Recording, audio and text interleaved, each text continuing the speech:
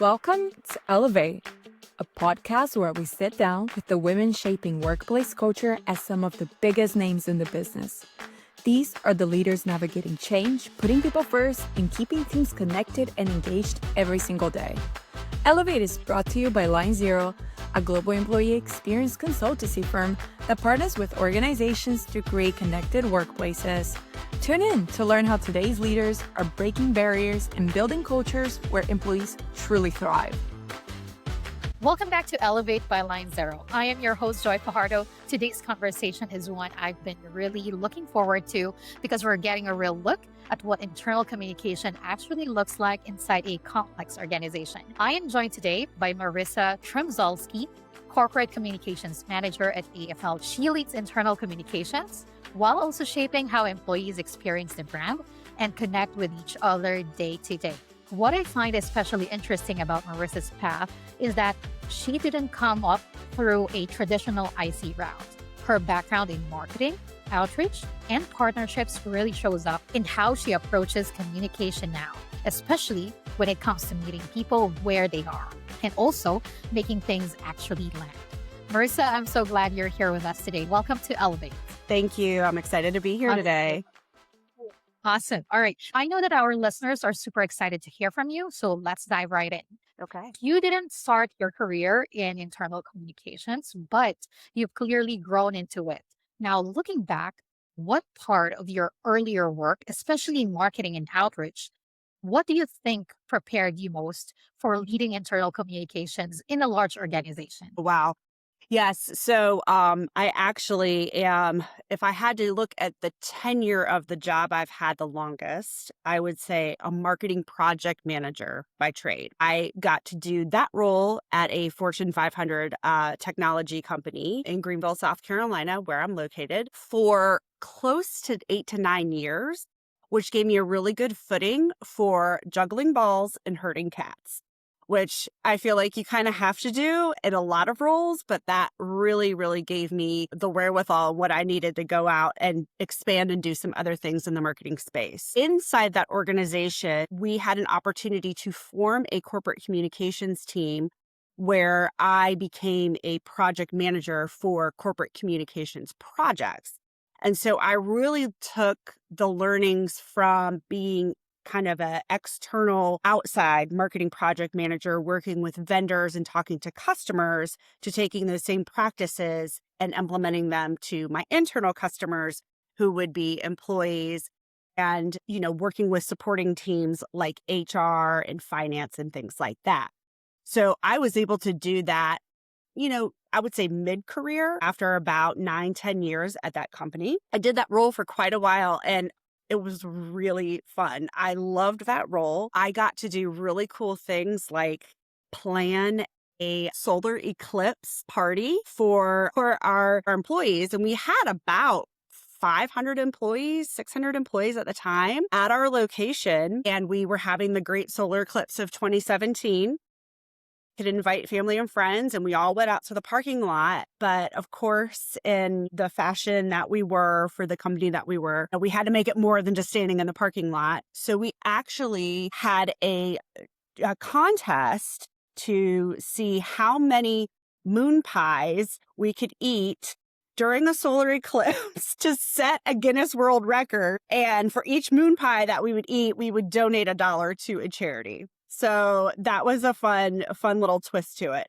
So it was things like that. It was things like communicating benefits to our employees through our HR team. It was things like being able to plan our holiday party or a big summit of, 75 people coming in for a marketing team. So I got my feet wet with that role. And since then, obviously, I had had some other roles, and then I landed at AFL. I started my career here at AFL as a social media specialist. I had just been laid off by another very large Fortune 500 company, probably Fortune 100 actually, at the time, and was just kind of looking to get back to the marketing space. And I knew AFL was a fantastic company to work for. And I thought, okay, well, I've done all kinds of different marketing things. I can do social media. I can figure this out. So I did that for about 2 years. And then in July of this past year, our corporate communications team was formed. We are a 42-year-old company that has never had a corporate communications team until this past summer. And so given my background and given all the kind of aspects and pieces and parts that I've had my hands in from a marketing perspective, I was promoted to corporate communications manager and have had to take that team from the ground up and build us up. So that's where we are right now. We are about 6-8 months in. And we're just every day learning something, continuing to figure out something. And it's awesome because my team and I get to set the stage for what this looks like. That's incredible and very exciting. Congratulations, Marissa. Before we Thank you. proceed with this discussion, I really want to highlight how tough it is to start a team and to really build it from ground up. That's amazing. 8 months you mentioned. I think that's great. And I can already see that your team will grow and become better and better. Very you. interesting what you've shared, especially the part about the solar eclipse activity. It's so fun. Yeah. But it really makes sense because internal comms really is about understanding the people first before anything else. And Yep. being part of those programs really help you understand people more in a very fun way. I'm curious how actually that evolved for you over time, right? Was there a moment when it kind of clicked for you that the work that you're doing isn't just about sharing information, but more so about shaping how people actually experience the organization day to day? I would say that, going back to that original job I had as a corp comm manager, it was obviously, surprise and delight, right? So you could see that on employees' faces during events. I think for purposes of this role, when I was actually interviewing for my social media job that I had here first, the HR recruiter asked me, out of all the jobs you've had, what has been your favorite job? And I said, corporate communications manager. And he said, why? And I said, because I can have a direct impact on the people that I work with. I can see the result at the end. If I'm marketing to a customer, I can't see that result unless I meet the customer, right? And they say, oh, you guys did such a fabulous job on X, Y, and Z. Or here, it's literally right in front of me. My customer essentially is maybe a cube over from me, right? So that's kind of what made me tick, is the fact that there was a personal connection that I could have with associates and employees wherever I would work. So when I was interviewing, he said, what was your favorite role? And I said, corporate communications. And he said, well, we don't have anything like that, right now. Let's get you in. Let's get you started with social media, because that was also very employee facing as well. We did a lot of storytelling, a lot of feel good stories, a lot of why and how AFL changed somebody's life, the trajectory of their life. We did a lot of stories around career growth. So while that was social media, because we put it on social media, there was still that employee engagement side of things. And there was still that employee comms side of things, because we could feature those stories in a communications newsletter. That's kind of what made me tick. The power of connection actually is what really drives me. And it's really my favorite thing to do, to be honest with you. And we can kind of talk separately about that. But the power of connecting people has been so amazing to watch, the relationships being formed and the networking and the opportunities that people have had because of meeting other people, whether I've introduced them or they've introduced me to somebody. And it's whether it's helping someone find a job, or, hey, I need an expert for this, or Marissa, a lot of people in Greenville in the upstate who can help me with this, right? So that's really what I enjoy, is kind of just that people side of the business. Connection. That's kind of the keyword I got from your previous answer, which is really, I think it describes you so well, because you made connections with not just your internal team, but also externally. Because I remember Marissa is actually the one who introed us to one of our podcast guests, Betsy, if you can remember, That's at right. season 1. Yeah. Yes. And internally, I think that kind of connection just changes how you approach every message. It becomes very personal every time. And that's who we are, humans, right? Absolutely. So I'm curious, you were actually doing outreach communication during a time when everything kind of flipped. And I'm talking about the pandemic days. Right. Events went virtual, attention was super fragmented, and stress is extremely high. Now, during that period, what did you learn about how to communicate when people are overwhelmed and everything is just changing so fast? I will tell you that role was a fantastic challenge for me where I was at. I was actually working at a nonprofit at the time. I took a huge turn, right, from corporate America to the nonprofit space. And I really knew nothing about the subject that I was working in. However, I did a ton of research. And the first thing that I did that I really think set the trajectory of going where I've gone is connecting with complete strangers. And so I went on LinkedIn, and it was a specific industry that I was helping to promote. And I connected with every possible person I could find within this industry because it's a very niche, small industry. Through those connections, I was then able to do outreach and promotion of the nonprofit through different programs online that either we had or an industry program. And I was able to feature those particular people that I had made connections with. We had a podcast at the nonprofit where we worked. And so we would feature them on the podcast. We would put them in articles, and we got to do really fun online things. But the biggest takeaway that I have is that power of connection of meeting people all over the world. I mean, I was connecting with people in Australia that had done this, right? And they all kind of knew each other, which was really cool. But that was an interesting role because that job actually pre-COVID required a lot of travel and a lot of in-person things. And I happened to come on July of 2020, so there was no travel. So I never traveled for the job, but I got to make these in-person connections so well that even, now what am I, 2 jobs later, 3 jobs later, I'm still connected to those people. I'm still friends with those people. And so I think that's really what kind of set that trajectory, like I said, of making those waves and learning how to communicate in a time where you can't communicate in person and you have to rely on digital marketing essentially to reach somebody.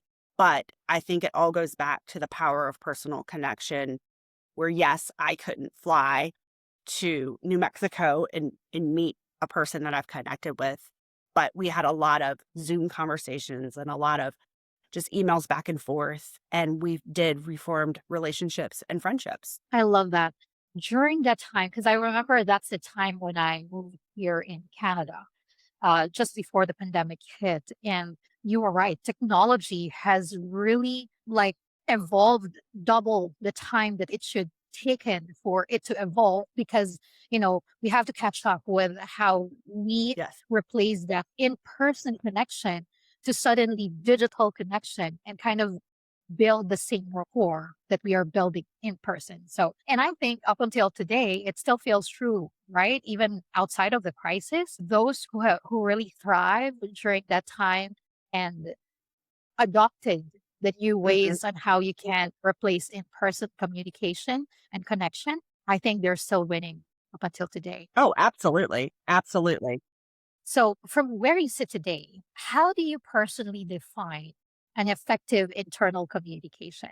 What tells you your internal comms is working? Well, analytics, of course. So when you get the reporting, that absolutely tells you. But no, I think what for this particular role, what resonates is when people will stop you or they've stopped somebody else and they've said something and it trickles back down to you of, hey, I really like that digital signage you put up about something, or, oh, that email that you sent, right? Again, it goes back to that word of mouth. Yes. Can I pull analytics on emails? Yes. Can we put up a survey on our digital signage about our digital signage? Is it working? Is it not working? What do you want to see? Yes. You can do all the kind of data driven things, but it's in the personal relationships and the conversations that you have when people are recognizing things and participation. When we have more people participating in opportunities, think that's a clear-cut sign that internal comms is working, right? We have a lot of people who they'll get an email from an executive. I mean, it's, probably coming from our team on behalf of an executive, but they will respond back or get excited about something. And so it's the human touch, right? Whether that's like literally touching them with word of mouth or having a conversation with them, or it's that digital touch. I really like that because it's not abstract. Like one of our customers actually shared around the same thing. Like, yes, analytics, but what is the story behind those analytics, right? And it's always true listening. It's true listening to what your people tells you about the tools that actually really matters. Because sometimes there's also like, as you said, surveys. Maybe they just want to get over a survey and they answer pretty fast. But if you spend time with them, really listening, that's when you get the real juicy story behind, okay, is it working? Exactly. Is it not working? So I Exactly. really love that. Yeah. I would also say too, like awareness of our team, because we are a brand new team to AFL. There have been various people that have done a little parts of this, but now we have the succinct whole team, right? And so now I see our inboxes filling up faster and more with, hey, we've got this opportunity, or hey, I heard you're the communicator. Can you help me get this message out to the plant floor? Right? Or, hey, we want to do this. Are you the right person for this? I think people are now starting to see us as kind of like the hub of internal comms. I mean, that's essentially what we are. We're not HR. We're not an admin team by any means, but we are the voice of the company internally and actually externally too. My team also handles public relations as well. So we do a lot in our communities. We are tied with a lot of industry publications and a lot of government programs because of the fiber optic cables and the bead BABA program and things like that. The markets that we serve, we're very well connected on Capitol Hill. We've got our voice out there, and we really want our voices heard in our communities where we work and where we live. We are probably the most giving corporation I've ever worked for. And I've worked for some big corporations. We by far are so generous with our time and with our donations, monetary donations, and our talent. And that is always a good news story to tell. Always a good news story, whether it's PR, externally we tell it, or it's internally that we tell it. We always have something going on. We are always out there in all of our locations doing work. We are headquartered in Duncan, South Carolina, which is a little outside of Spartanburg, Greenville area. But we have global locations, and each of our locations throughout the US and globally, we are all giving equal amounts of time and treasure and talent to those communities where we work and where we live. That's just amazing to hear. Like, I didn't know that, AFL Global has that extent in terms of giving, not just monetary, you mentioned, even like your talents are being shared. That's amazing. Your team is still pretty new, but I wonder, just maybe some insights. Maybe it's not happening internally, but what do you think internal comms teams are still underestimated for inside organizations in general? I think a lot of it is probably a little bit of a control thing, meaning someone else is the expert and they are afraid that we're going to try to take over. And if we're writing something or helping them with an email, they are afraid of losing that control over my message is not going to be what I wanted it to be. And I think it is reassuring them that, yes, your message is what it's going to be because you are the expert. We are not the expert. You know what we're the expert at? Laying it out, proofreading it, checking it for grammatical issues, right? We might change a sentence or two. We are not going to rewrite what you have written or what your message is. We will massage it and we might tweak the design a little bit. But I think that's one of the hurdles that we have faced is that fear of the loss of control over content.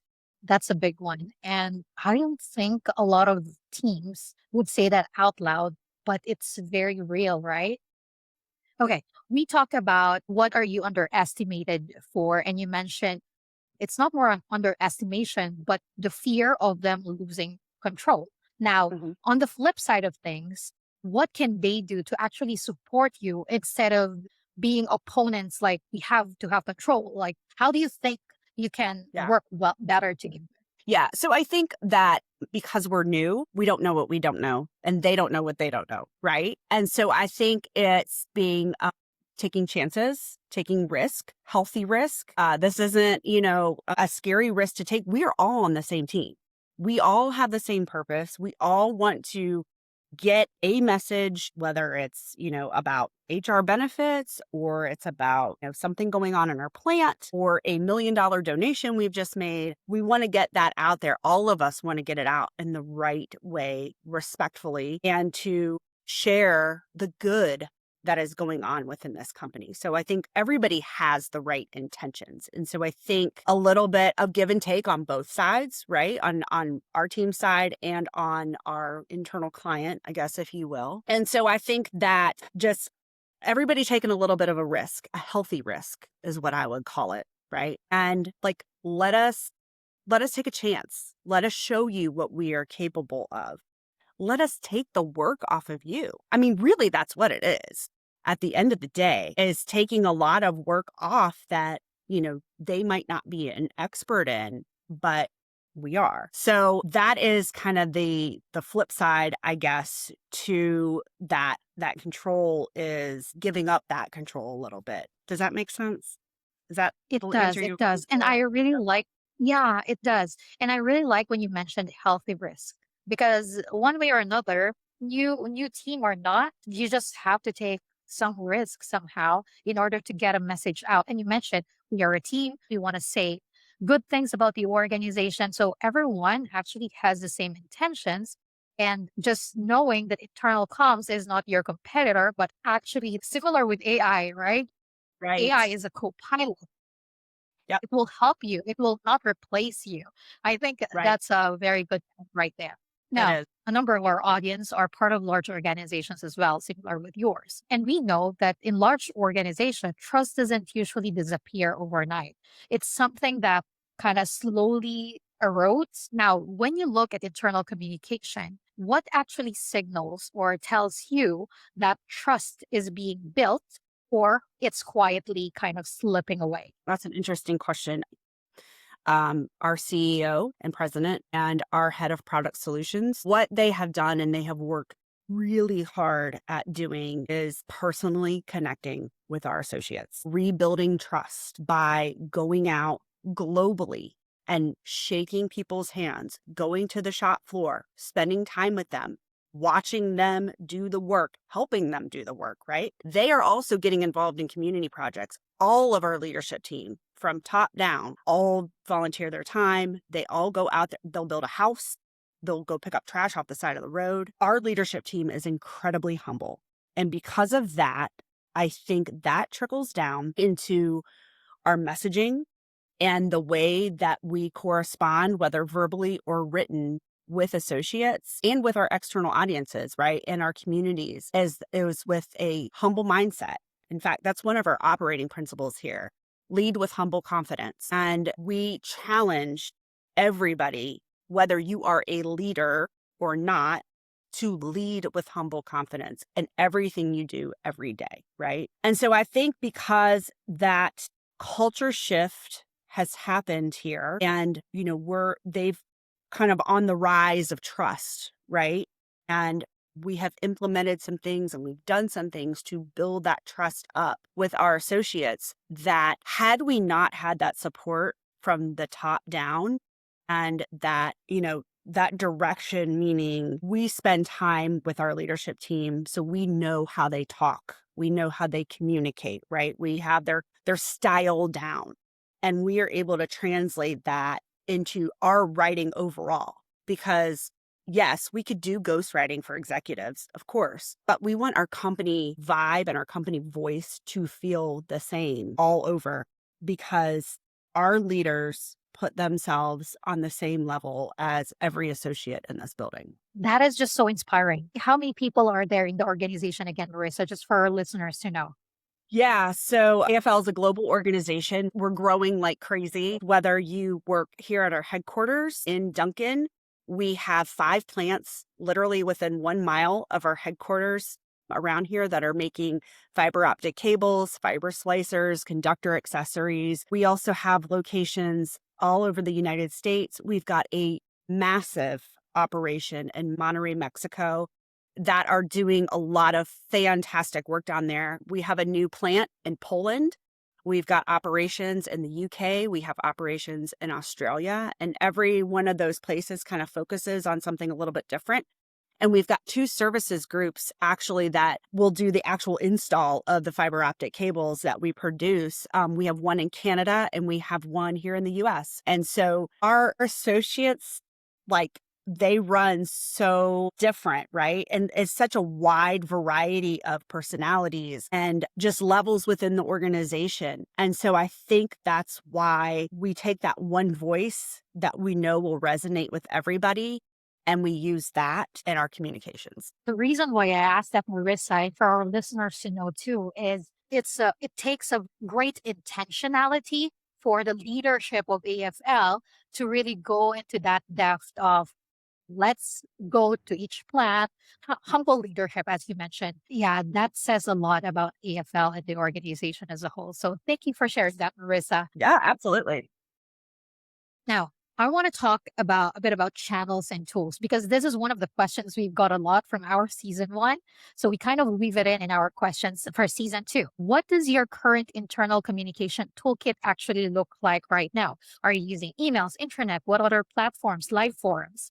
And more important question there is, how do you decide what gets used where? Yep, absolutely. So like I said, brand new group, get slates clean, right? We get to build it from the ground up. So literally the first thing I did, besides forming this team and writing a strategy document collectively with my team, I said, we have got to get an internal email system. We cannot send things through Outlook. We cannot be making tables and using graphics and putting those in there and popping in copy, right? And try to make things work, or designing something in PowerPoint, because we are not designers. We are writers, right? At the end of the day. So I did a lot of research. I vetted a couple of companies, but we actually landed on Workshop for our internal comms platform. We love it because, one, we've never had that before. It's intuitive, easy to use, and it's got a lot of built-in templates already so you don't have to go out and design something. We also use digital signage. It's a platform called Navori. And we've been able to do some cool things on there. I mean, of course, the way that you actually do that is build in PowerPoint and then you load your slides on there, but you can pull in live feeds. So like, for instance, here in the Duncan offices, we have the weather currently running. So we have a live feed coming from the National Weather Station that we've pulled into our digital signage. It's little things like that, but it helps make the difference of, we care, we care about you. We want, do you need to bring an umbrella, or, do you need to run out to your car to get your coat, or whatever it might be. And so we use that as a platform for messaging as well. I would say those are our 2 biggest forms of communication. We are going to start dabbling in Viva Engage. We have Viva, obviously we're a Teams organization. We have Viva built in. We just want to kind of play around with it, see what kind of feedback we get on it. For our plants specifically, they have digital signage. A lot of them don't have email, but what they do have are very dedicated resources in HR to that particular plant location, and plant managers and plant leadership, that they have morning meetings. They're making sure that people know what is going on within the company, and making sure that, if we have a family day, they know about it and they can get their tickets and they can bring their family, things like that. They're really good at communicating that. We do have PR. Obviously, we're pushing things out. And a cool thing that we've really started doing here just in the Duncan area, Spartanburg, Greenville, Spartanburg area, is running billboards. And we're running them along a major highway that most associates have to travel to get to work. And the billboards that we're running are Happy Holidays from AFL, or when manufacturing day comes around. Thank you, AFL associates, manufacturing month, right? We just did one for employee appreciation day. We appreciate you, AFL associates. And so we are letting the community see who we are and how much our associates mean to us because we want to be seen as an employer of choice. We also do a lot of sponsorships within our local communities. So at both of our major baseball stadiums that we have here, we have 2 minor league teams, one in Spartanburg and one in Greenville. We have our logo. We sponsor a big suite, at these locations, the largest suite that you can rent, with our logo slapped all over it. And so we are really big to kind of get out there in the community and get our name out there as well. Let me also say this too, not necessarily internal comms, but our EHS and S team, so our environmental health, safety, and security team, they have a platform called Alert Media that will send out text alerts, whether that be weather. Like we got one the other day because we had a really bad rainstorm come through. So it was something like, hey, there's a tornado in this area. If you can stay home until it passes, that type of thing. And that they also can send out emails through that. Is a global tool. So that is used throughout the company everywhere. So that is a tool that they use. Amazing. All right. So moving on to my next question, without getting into anything confidential, depending on what you can share, what's one internal communications or employee connection initiative at AFL that you're specifically proud of? I think that one thing I'm particularly proud of is just overall that we have got some cadence and some governance and some arms around just our overall communication as a whole, right? It was very loosey-goosey, people just sending on a whim, and now they all know to kind of come to us. So I would say that is a win in and of itself. We have a monthly newsletter that goes out worldwide that has had the same look and feel. I mean, I've been here for 3 years, probably before that, right? That is getting a complete overhaul starting in the new year. That's something that I am proud of as well. I would say that we are involved in so many things. We have town hall meetings that my team is involved in where our CEO gives a global message. He has done them usually over Teams. And in January, we actually got him to come to our video studio because we have a brand new, beautiful video studio on site. We have 3 videographers on our team.